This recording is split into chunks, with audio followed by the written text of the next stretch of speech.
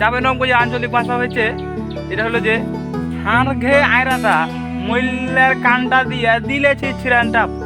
আসসালামু আলাইকুম প্রিয় দর্শক ভাইরা, আজকে আমরা চলে এসেছি ময়মনসিংহের কিছু আঞ্চলিক ভাষা নিয়ে আর আমাদের চাঁপাইনবাবগঞ্জের কিছু আঞ্চলিক ভাষা নিয়ে।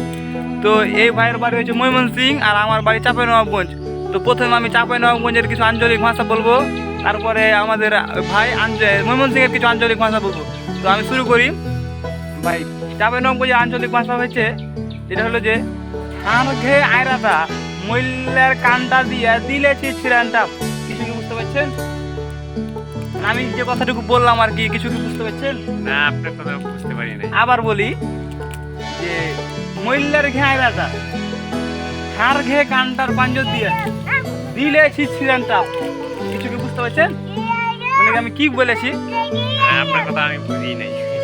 আচ্ছা, এবার আপনি বলবেন আপনার ময়মনসিংহের আঞ্চলিক ভাষায় আপনি বলবেন, আমি বুঝতে পারি না। আমি কিন্তু আমি বললাম আপনি বুঝতে পারেন নাই, এবার আপনি বলবেন, আমি যেন বুঝতে না পারি এভাবে বলেন।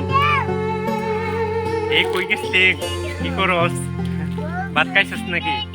এগুলো ময়মনসিংহের আঞ্চলিক ভাষা, এগুলো আমরা বুঝতে পারি, মোটামুটি বুঝতে পারছি যে এ কই গেছিলি মানে আমাদের চাঁপাইনবাবগঞ্জের ভাষা যে হয় এ কোনঠে গেছিলি, তারপরে ভাত খাইছো, সেটা আমাদের বলি এ ভাত খেয়েছিস, তাহলে কোনঠে গেছিলি বে, তো দেখতে পাওয়া যায় না কোনঠে গেলি।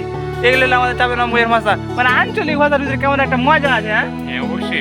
মানে মানে ঐতিহ্য, হ্যাঁ হ্যাঁ মানুষের একটা চিরস্থায়ী একটা মনোভাব, মনে ভাব প্রকাশের একটা আসলে একটা যে মনোভাব, মানে এই আঞ্চলিক ভাষা না বলে মনের ভাবটা প্রকাশ করা যায় না। সব অঞ্চলে সব মানুষ যে যেখানে যাক, কিন্তু আঞ্চলিক ভাষায় একটা রূপ থাকে তার।